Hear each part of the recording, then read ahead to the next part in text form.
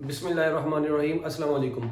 बच्चों, entry test में different variables जो होते हैं उनमें जो डायरेक्ट रिलेशन होता है और इनवर्स रिलेशन होता है उनसे रिलेटेड कुछ ग्राफ्स पेपर में आते हैं और बच्चों को बहुत ज़्यादा इसमें प्रॉब्लम होता है। मैं आप लोगों को जो बेसिक टिप बताने लगा हूँ, ये बेसिकली टिप्स हैं जो मैंने अब आपको बतानी है। इन टिप्स को समझने के बाद आप लोगों के जो एमसीक्यूज के ग्राफ्स हैं वो इंशाल्लाह सॉल्व हो जाया करेंगे। ठीक है, तो सबसे पहले देखते हैं, हमारे पास एक एक्स क्वांटिटी है और एक वाई क्वांटिटी है। इन दोनों के दरमियान में डायरेक्ट रिलेशन है। अब आपने ये चीज पढ़ी हुई है कि जब दो चीजों के दरमियान में डायरेक्ट रिलेशन होता है तो एक के बढ़ने से दूसरी क्या होती है, बढ़ती है। एक के कम होने से दूसरी कम होती है। अच्छा, अगर मैं एक्स को डबल करूंगा वाई डबल होगा, एक्स को हाफ करूंगा वाई हाफ होगा। यानी जितना मैं एक्स बढ़ा रहा हूं उतना ही वाई बढ़ रहा है। अगर एक्स को मैं 3 टाइम्स बढ़ाता हूं वाई 3 टाइम्स बढ़ना है। इसका मतलब दोनों का जीना मरना साथ साथ है। तो हम ये कहेंगे कि एक के बढ़ने से दूसरी भी उसी अमाउंट से इक्वल बढ़ रही है। ये नहीं कि कम अमाउंट से ज्यादा अमाउंट से, इक्वल अमाउंट से उतनी ही बढ़ रही है। तो जब ऐसे सिनेरियो हो दो फिजिकल क्वांटिटीज के दरमियान में, तो बच्चों उनके दरमियान ग्राफ जो है वो हमेशा स्ट्रेट लाइन आता है। क्या आता है? स्ट्रेट लाइन आता है। तो यहां पर आप लोग देखिएगा, एक्स के बढ़ने से मुझे पता है वाई की तमाम वैल्यूज क्या होती जा रही है, इक्वल अमाउंट से बढ़ती जा रही है। तो मैं जब यहां पर इसका ग्राफ ओवरऑल प्लॉट करूंगा तो वो ग्राफ एक स्ट्रेट लाइन आएगा। मैं वैल्यूज के लिहाज से नहीं इसको प्लॉट कर रहा, मैं मैथमेटिकली डील नहीं करने जा रहा अभी इसको। मैं जस्ट आपको टिप बताने लगा हूं जिसकी बेस के ऊपर आप एमसीक्यूज में विद इन सेकेंड्स आंसर लगा सकेंगे। ठीक है, तो एक्स के बढ़ने से वाई इक्वल अमाउंट से बढ़ा है। तो जब भी ग्राफ ऐसे होगा तो हम बोलेंगे कि ये स्ट्रेट लाइन ग्राफ होगा। अगर दो वेरिएबल्स के दरमियान में एग्जैक्टली डायरेक्ट रिलेशन होगा तो बच्चों उनका ग्राफ स्ट्रेट लाइन होगा। अच्छा जी, उसके बाद दूसरे नंबर पे X Y directly proportional to X square आ गया है।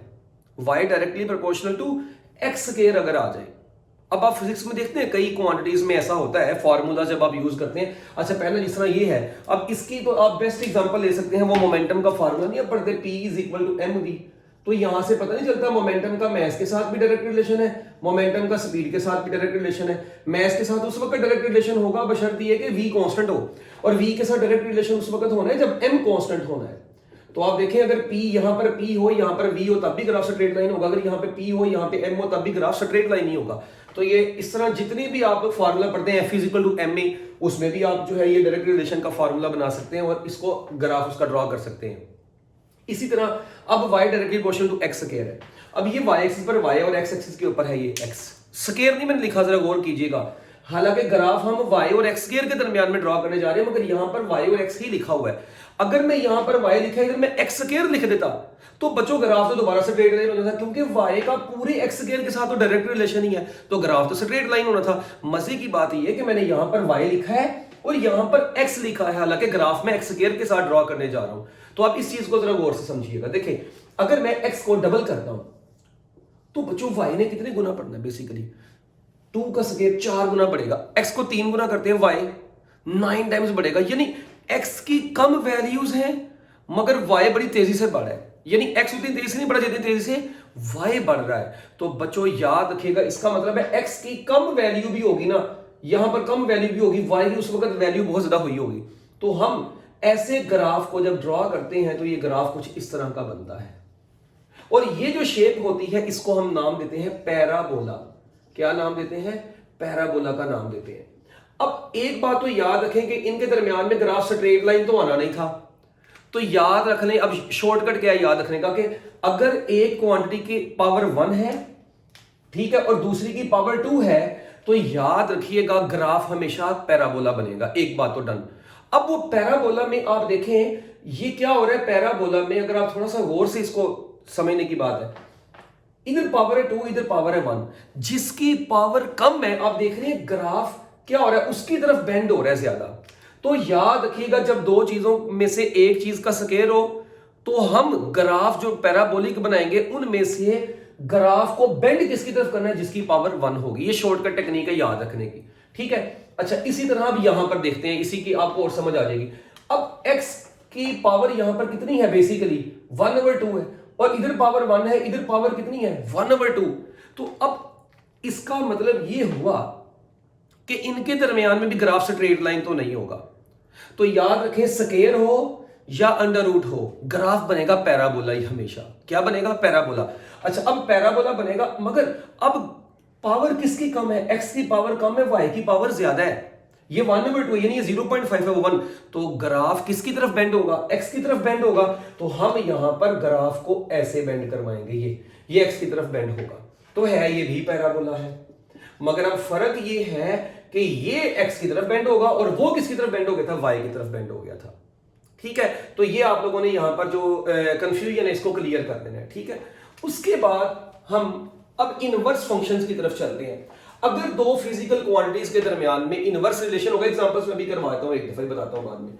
दो चीजों के दरमियान में अगर इनवर्स रिलेशन हो तो एक के बढ़ने से दूसरी कम हो रही है। अगर x को डबल करता हूं तो y ने हाफ हो जाना है, x को 3 गुना करूंगा तो y ने 3 गुना, यानी x को 3 गुना बढ़ाया, y ने 3 गुना कम होना है। यानी कि एक चीज के जब ये y कम होता जाएगा तो उस वक्त x क्या होता जा रहा है? बढ़ता जा रहा है, बढ़ता जा रहा है, बढ़ता जा रहा है। तो ऐसा बच्चों आपके पास ग्राफ आता है जिसको आप वो प्रेशर वॉल्यूम ग्राफ भी पढ़ते थे, आइसोथर्म पढ़ते थे। इस ग्राफ का नाम होता है हाइपरबोला। क्या नाम होता है? हाइपरबोला। तो अगर दो चीजों के दरमियान में इनवर्स रिलेशन होगा तो ग्राफ हाइपरबोला होगा। अच्छा, अब इसके बाद थोड़ी सी बात को आगे लेकर चलते हैं। अगर ग्राफ हो y inversely proportional to x square, इसको बोलते हैं इनवर्स स्क्वायर लॉ।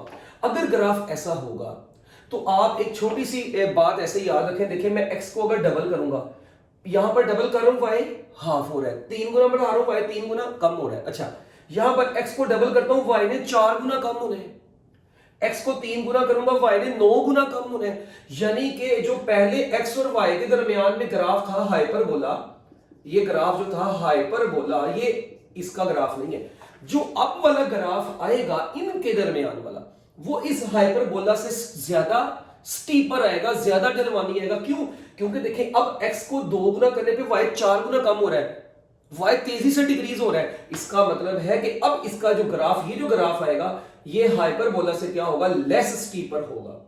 सॉरी, ज्यादा स्टीपर है, ज्यादा ढलवानी है, ज्यादा नीचे को हो गया है, तो मोर स्टीपर देन हाइपरबोला। तो ये आप लोगों ने धोखा नहीं खाना इसमें। उसके बाद आखिरी पॉइंट, ठीक है, अगर अंडर रूट होगा तो ग्राफ तो आपको पता है हाइपरबोला तो बनता ही बनता है, इनवर्स रिलेशन में ऐसे ही बनता है। मगर अब होगा ये कि अगर मैं x को डबल करता हूं तो y ने क्या होना है? 1 ओवर, यानी y ने 1.414 टाइम्स जो है वो चेंज होना है। ऐसे ही अगर इसको मैं डबल करता हूं तो y ने 1.414 टाइम्स डिक्रीज करना है। तो इसका मतलब ये कि यहां पर मैं x को डबल करता, y 4 गुना कम होता है, y तेजी से डिक्रीज हो रहा था, यहां पे y उतनी तेजी से डिक्रीज नहीं हो रहा है। इसका मतलब है इसका जो ग्राफ होगा वो हाइपरबोलिक शेप से थोड़ा सा ज्यादा स्टीपर नहीं होगा, लेस स्टीपर होगा। तो ये ग्राफ क्या होगा बच्चों? हम ये कह सकते हैं ये था हाइपरबोला इस दफा। ठीक है, जरा गौर से देखिएगा, ये था हाइपरबोला ब्लू वाला। अच्छा, और ये ग्राफ जो है ये क्या आया है? This graph is less steeper than hyperbola. तो ये आप लोगों ने अब इनको अपने माइंड में रख लेना है। अब इनसे रिलेटेड हम कुछ एमसीक्यूज करते हैं। देखें, इधर तो मैंने आपको बता दिया, मोमेंटम का फार्मूला लगा लें, F=ma लगा लें, कोई भी फार्मूला लगाएं जिसमें सारी वेरिएबल्स की पावर 1 है, उनमें से किसी एक को कांस्टेंट रखेंगे, तो यानी बाकी सबको कांस्टेंट रख के कोई दो के दरमियान में ग्राफ स्ट्रेट लाइन ही आया करेगा। अच्छा, अगर y directly proportional to x square हो, इसकी आप वो एग्जांपल पढ़ते होते हैं, वो काइनेटिक एनर्जी का स्पीड के स्क्वायर के साथ भी डायरेक्ट रिलेशन होता है, काइनेटिक एनर्जी का मोमेंटम के स्क्वायर के साथ भी डायरेक्ट रिलेशन होता है, फिर potential energy stored in the spring का x स्क्वायर के साथ डायरेक्ट रिलेशन होता है, इंस्टेंटेनियस पोटेंशियल एनर्जी।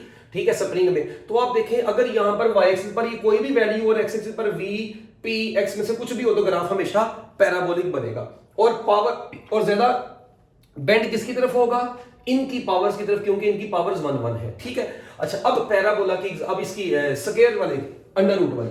ठीक है, अंडर रूट वाले में क्या काम करना है? इसकी एग्जांपल में वो आप पढ़ते हैं time period of simple pendulum t = 2 under root L/g पढ़ा था। तो यहां से क्लियरली नजर आ रहा है कि टाइम का अंडर रूट लेंथ के साथ डायरेक्ट रिलेशन है। तो आप मुझे बताएं, टाइम की पावर कम है कि L की पावर कम है? तो अगर यहां पर अब ये t y एक्सिस पर होगा, L जो है वो x एक्सिस पर होगा। हम जब इसको प्लॉट करेंगे तो हमें बेंड करना पड़ेगा किसकी तरफ? लेंथ की तरफ ग्राफ को। तो ये हम इसके एग्जांपल में कह सकते हैं। अब इसकी एग्जांपल में तो आपको पता है वो बॉयल्स लॉ आता है, बड़ा मशहूर बॉयल्स लॉ, ठीक है, वो इसकी एग्जांपल में आता है। इसके बाद y inversely proportional to x square में यहां पर वो आप पढ़ते थे inverse square law, gravitational force obey inverse square law, Coulomb force obey inverse square law. तो इनवर्स स्क्वायर लॉ जितने भी थे उनका ग्राफ जो होगा वो इस शेप का हुआ करेगा, हाइपरबोला से ज्यादा, थोड़ा सा ज्यादा स्टीपर होगा, ठीक है, वो देखने में इतना फ्री नहीं होता बट थोड़ा सा स्टीपर बनेगा। और इसकी एग्जांपल में आपको फ्रीक्वेंसी का फार्मूला पढ़ते थे, फ्रीक्वेंसी इज वो मैथ स्प्रिंग सिस्टम पढ़ा था, frequency is equal to 1/2 pi under root k over n। तो अब यहां पर फ्रीक्वेंसी का अंडर रूट मैथ के साथ इनवर्स रिलेशन आता है, तो अगर यहां पर फ्रीक्वेंसी हो, यहां पर क्या हो, मैथ हो, तो इसका जो ग्राफ होगा वो हाइपरबोला तो होगा मगर थोड़ा सा क्या होगा, कम स्टीपर होगा हाइपरबोला से। तो हो सकता है इतना फर्क ना, बस थोड़ा सा फर्क होता है, बट वो हमने इसको कौन सा स्केल के मुताबिक ड्रॉ किया है। तो ये आप लोगों के पास बच्चों तमाम इनवर्स और डायरेक्ट रिलेशंस के ग्राफ हैं जो कि आप लोग अच्छे तरीके से कर लें, ये एंट्री टेस्ट में बहुत काम आने वाले हैं आपके। अगर आपको वीडियो अच्छी लगी है तो लाइक भी कीजिएगा, और अगर आप न्यू हैं तो चैनल को लाजमी सब्सक्राइब करें, अपने फ्रेंड्स वगैरह के साथ शेयर करिएगा लाजमी। ओके जी, best of luck, Allah Hafiz.